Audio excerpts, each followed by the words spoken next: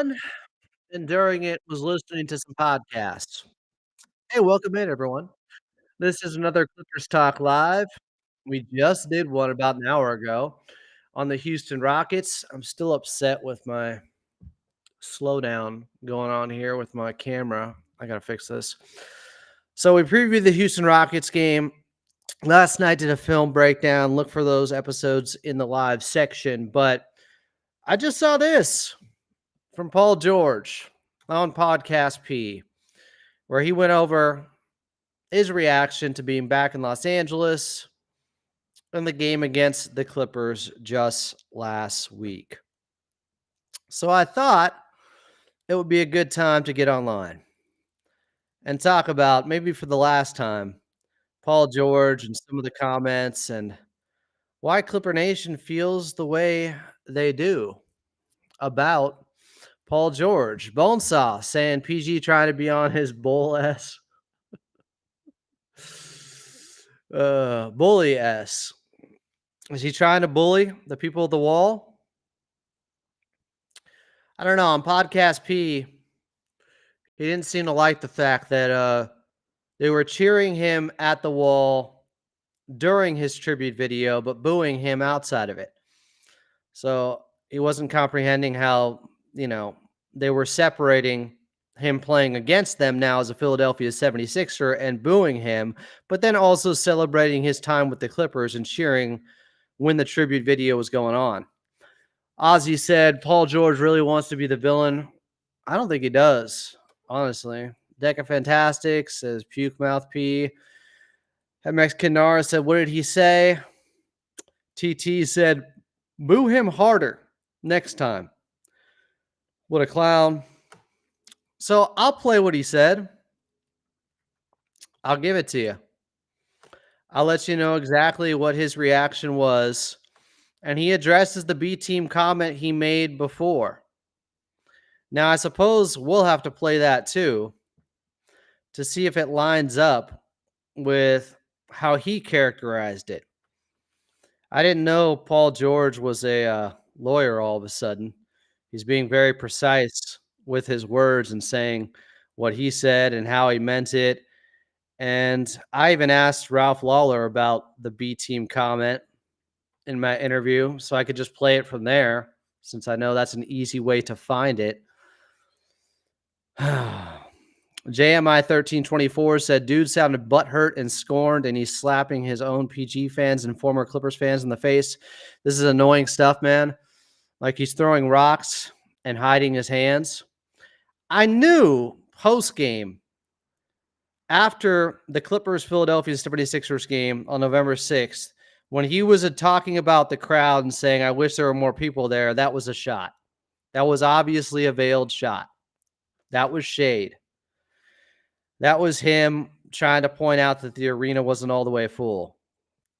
So the reason I can confirm that that's what it was then is because he talked about it multiple times on the podcast, and the mask slipped a little bit here at the end in this clip I'm going to play for you.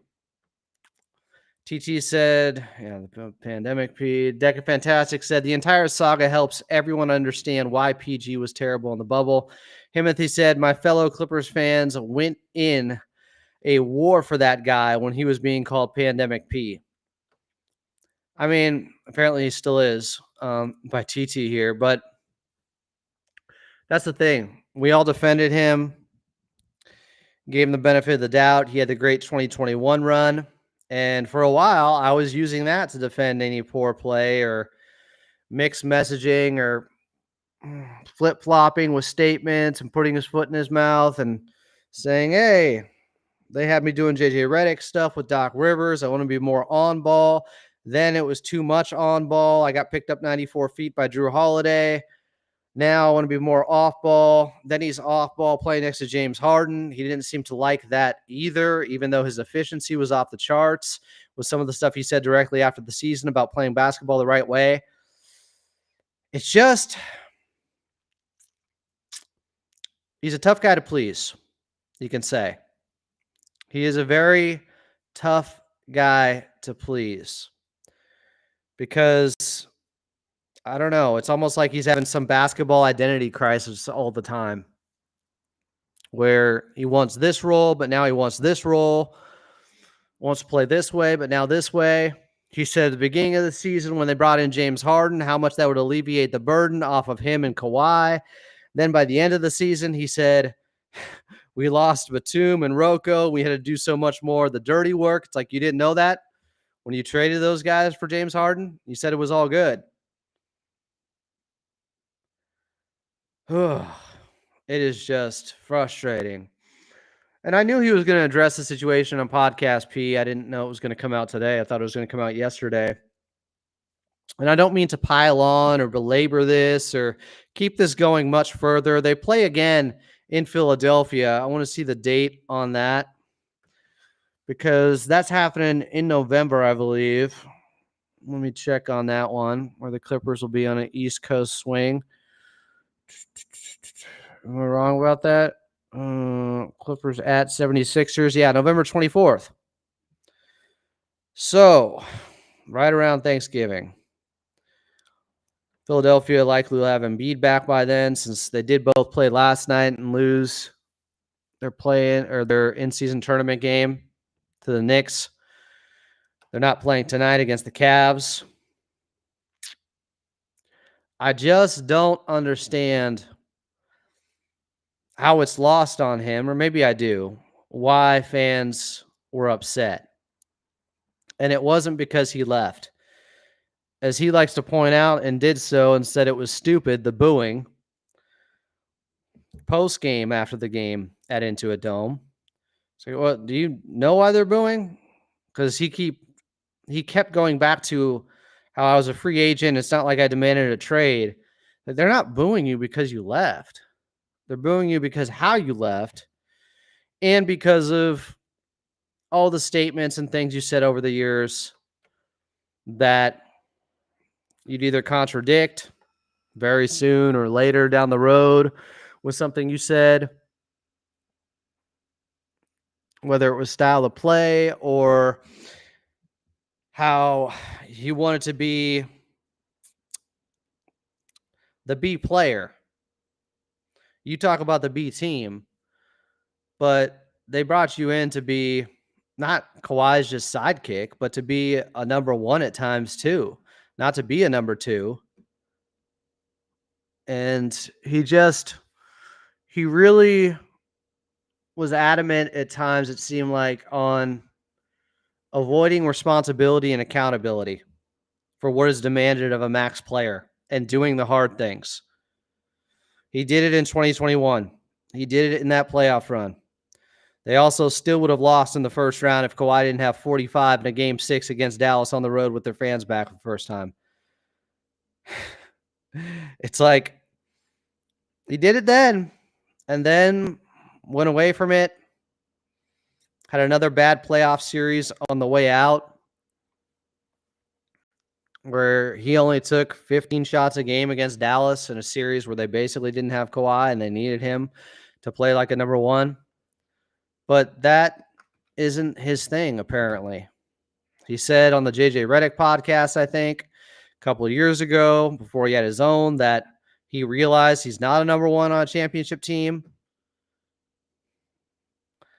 I can somewhat respect the honesty and the reflection there, and that's great, but then at the same time, you want all the max money that a number one guy would want.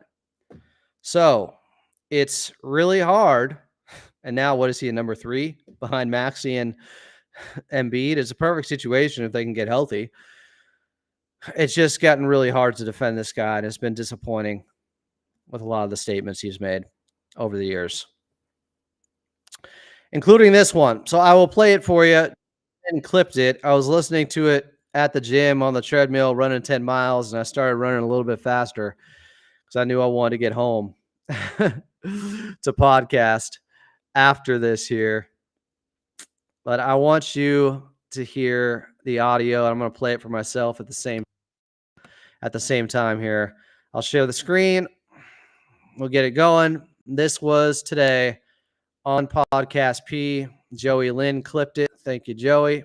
Here we go. Funny, when the tribute was going on, the wall was cheering. And like, I ain't trying to hear that shit. I ain't trying to hear that shit now. Wait. So right after I wave them off, they go back to booing. Yeah, they was cheering they were cheering right after the tribute. Did you see the signs? What did it say? There's a couple of them like they had a podcast. Shut up and talk. Like stop. Think before you talk. And they what did I say they came wrong? Prepared. What did say I that did, again? I did not call Clippers the B team. I said it felt like the B team just because of everywhere you go, people in LA say you should be a Laker. You should be a Laker. That wasn't minimizing. That wasn't, downplaying or, I was a Clipper. Like, that's who I chose to play for. Like, I wasn't, comparing them and saying that they were underneath the Lakers. It was just how LA interprets that or how LA treats players that are in LA. Like, they think you should be a Laker. They think there's not another team there. Yeah. So that was where that comment was from. But they proved me right. They didn't pack out, and they aren't packing out Intuit Dome. Like, that's y'all home. That's y'all team. Go fucking support them. Like, go be there every night. Go show that this is who our players are. This is who our team is. Like, I didn't understand it. Again, I was a free agent. It's not like I asked to get out of a contract or asked to leave. If y'all knew the whole transcript of how it played out, they would understand where it came from.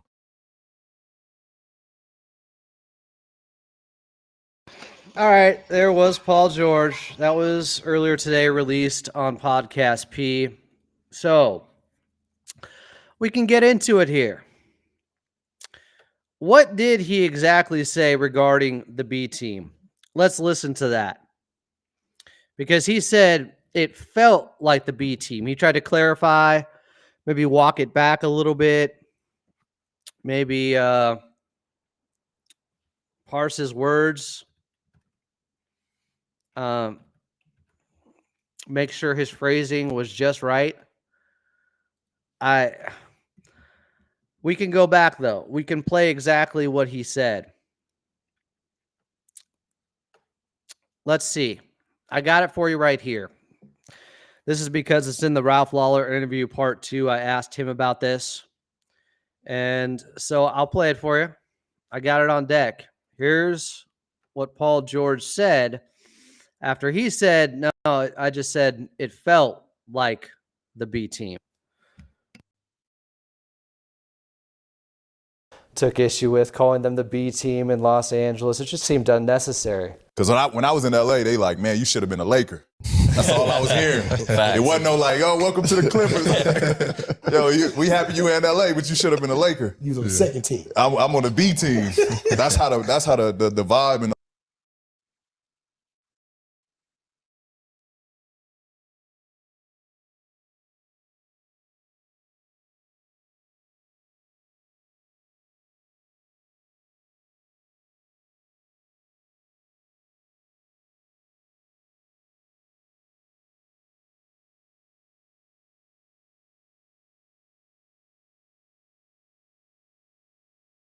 So he said that's how the vibe and the love felt. So I suppose he's accurate in saying it felt like the B team. He's not calling them the B team. There is nuance there. There is a difference. It's still a sore spot. It was still unnecessary for him to say it all. I don't know why the conversation steered that direction. And then he went after them not selling out Intuit Dome, which is a shot, which is him definitely going after Clippers fans. They proved me right. They aren't packing out Intuit Dome. Well, to be fair, it's not as full as it can be so far. I think that will change. I think there's new habits being built. It being in Inglewood, hardcore Clippers fans are adjusting. And some people are still waiting to see how this team is going to do. I think they've liked the product on the floor so far. I think they've liked the fact that Paul George is no longer on the team. They love seeing Norman Powell go out there and back up his talk with him saying addition by subtraction, something that Paul George also commented upon in his podcast, saying that he didn't take it as shade towards him. It obviously is a bigger opportunity for everybody else because he is gone. But him continuing to needle at, oh, the place wasn't full. The place wasn't full. That's his get back. That's his retaliation, I guess, against Clippers fans with the booing, with the talk that's been coming his way. Not to my knowledge. He talked about it once on his podcast, and now he reacted to them booing him because he realized, I don't know who told him that one of the big reasons they were booing is because of the B team comment he made. I don't know when he figured that out, that could have been the issue, not the fact that he left. But he still commented upon how, I was a free agent. Nobody's mad about that part of it. They're mad about how you left. And they're mad about, in some ways, all the talk of how many places has he been to and said, this is where he wants to be. He wants to win a championship here. He said the same thing for the Clippers. I owe them a championship. Now, is it all his fault? No, it's not. Like, if Kawhi can't stay healthy, it doesn't matter. So I'm not putting that all on him. This stuff isn't going away. At least anytime soon, because they're going to play again in just about a week, about 11 days from now in Philadelphia. So I guess we'll do it all over again. He'll try to get his revenge. He had a good game last night, but they still lost. And they're about to be 2-9, I think, because they're taking on the Cleveland Cavaliers tonight without Paul George and without Joel Embiid. It is amazing the parallels between Philadelphia and the Clippers and him going to another situation where, well, he can't stay healthy and the guy next to him can't either. And it sucks. And I'm sure it's frustrating. Philadelphia has been snake bit now with Tyrese Maxey being out. It's unbelievable. I want to see everybody be healthy and then see who the best is at that point. I still think Philadelphia is going to end up being a top 6 seed in the Eastern Conference, even after this woefully bad start. But that game's going to have a little bit more edge to it too. And I hope Norman Powell is out there cooking again. Because right now, tell you what, Norman Powell keeps this up. And if Paul George, has decent numbers, but not great, we're going to be having a whole different conversation after this season. Where, I don't know, Norman Powell at 31 is better than Paul George at 34. That's a real possibility. So addition by subtraction may play out exactly how some people want it to. We shall see. It is still very early. Yes, he went to the conference finals with the Clippers. They also don't get there if Kawhi Leonard doesn't get them out of the first round. It's just, he's one of the best players ever, but at times he leaves you wanting more. Because I think he's one of the most talented players ever. I shouldn't say he's one of the best players ever. He's one of the most talented players ever. He is a top 100 player ever, Paul George. His talent leaves you wanting more. Guys at his height, at 6'9", with his handle, with his three-point shooting, it's just you want more consistency. And that's what I think ultimately frustrated Clippers fans more than anything. Consistency with his messaging, consistency with his play. That's why that sign was held up, I think. And I guess he didn't know about it till his podcast partners brought it up there. We will see who ends up winning the Paul George sweepstakes or him leaving the Clippers and going to Philadelphia. Because that is a lot of money they paid. And anything less than the championship obviously is going to be looked at as a huge disappointment. But if he plays well and Joel Embiid just can't stay healthy, just like with Kawhi Leonard, I'm not putting that on him. Handle is inconsistent, says Ozzy. Passing was inconsistent. Paul George goes from a great passer to a very bad passer. I saw a couple of those head-scratching passes last night in their game against the Knicks. Or they would, the Knicks would pull away late. This is something that's not going away anytime soon, as much as a lot of people would like it to. Rock said the whole thing with Paul George has been consistent play. He can get hot for a month, make an all-star, and still have a mid-impact season. Yeah, the way he ends up getting to his overall averages, which look good at the end of the year, it is a roller coaster. It's crazy. But I don't like the B team talk, even though, yeah, of course it's true. Any team outside the Boston Celtics, if they were located next to the Lakers, would be the B team in town. The Lakers have the history. We'll see who has the future between them and the Clippers. So if you're late to getting in here, as Chemo is, just rewind it.